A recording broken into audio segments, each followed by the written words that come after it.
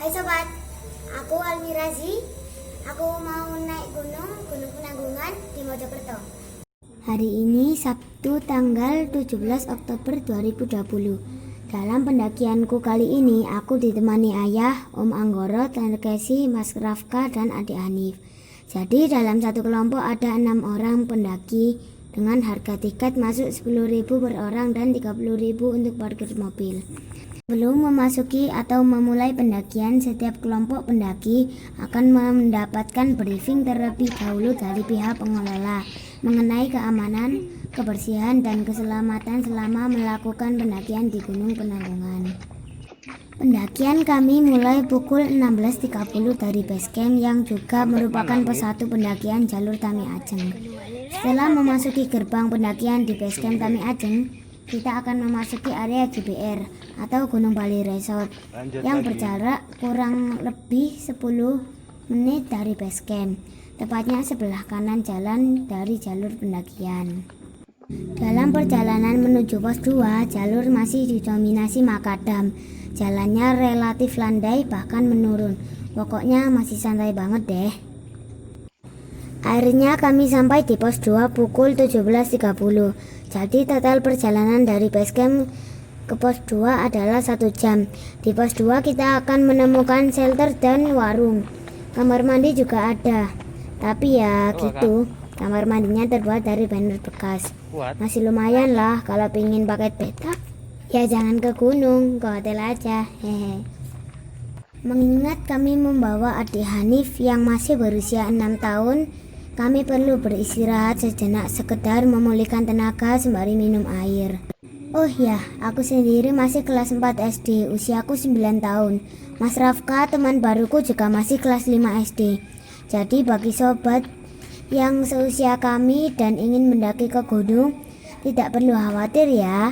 Asal kita mengutamakan keselamatan dan ada pendampingan dari orang tua. Karena hari sudah semakin gelap, kami bergegas melanjutkan perjalanan menuju pos 3. Jalur sudah mulai menanjak melewati tangga dari bebatuan dan akhirnya kami sampai di pos 3 pukul 18.30 dan memutuskan untuk beristirahat sejenak. Setelah beristirahat selama 15 menit, kami lanjutkan perjalanan menuju pos 4. Sama dengan jalur dari pos 2 ke pos 3. Jalur menuju pos 4 didominasi tanah dan bebatuan. Dan akhirnya kami sampai di pos 4 pukul 19.15. Berarti total perjalanan dari pos 3 ke pos 4 dikurangi waktu istirahat adalah 30 menit. Setelah beristirahat selama 15 menit, kami melanjutkan perjalanan menuju Puncak Bayangan, tempat di mana kami berencana mendirikan tenda. Jalur menuju Puncak Bayangan semakin terjal, didominasi oleh tanah berbatu yang cukup berdebu. Pastikan kalian menggunakan sepatu gunung jika ke Penanggungan ya, karena jalur seperti ini pasti licin baik di kala kering atau kemarau, terlebih lagi saat hujan. Akhirnya kami sampai di Puncak Bayangan pukul 20.30 dan langsung mencari tempat untuk mendirikan tenda. Jadi total perjalanan dari base camp ke Puncak Bayangan adalah 5 jam dikurangi 30 menit, istirahat adalah 4,5 jam. Karena kami naik saat weekend di Puncak Bayangan, kondisinya cukup ramai. Setelah mendirikan tenda, kami makan bekal dan bersiap untuk tidur karena aku capek banget sobat. Oh iya, selama mendirikan tenda, aku mengamati pemandangan malam hari Puncak Bayangan. Terlihat lampu-lampu kota Pasuruan dari sana. Indah banget sobat, kalian harus kesini. Selamat pagi ini cuacanya sangat berangin, dingin, mendung, bahkan gerimis. Dan setelah berunding kami putuskan untuk tidak summit karena kondisi cuaca yang tidak memungkinkan. Gak apa-apa lah ya, yang penting selamat. Suara anginnya kayak gini nih.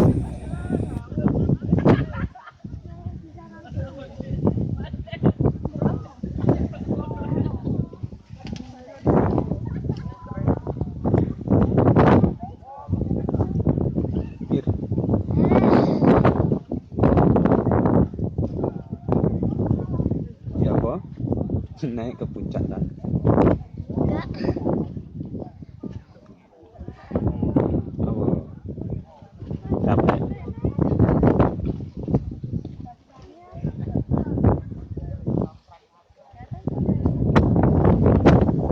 Dari puncak bayangan akan terlihat puncak Gunung Semeru, Puncak bro. Gunung Arjuna, dan Ulirang. Keren banget. Berenang ya nih.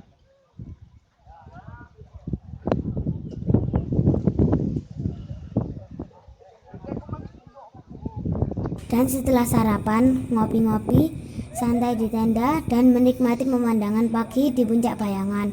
Pukul 8.30 kami putuskan untuk kembali ke base camp.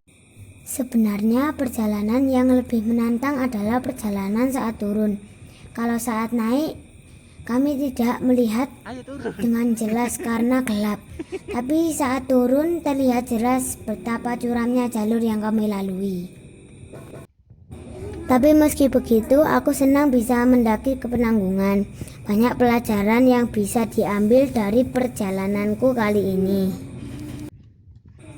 Belajar menghargai lingkungan, saling bekerja sama, belajar mengendalikan diri, belajar sabar, saling tolong menolong, dan mensyukuri segala nikmat yang Allah berikan.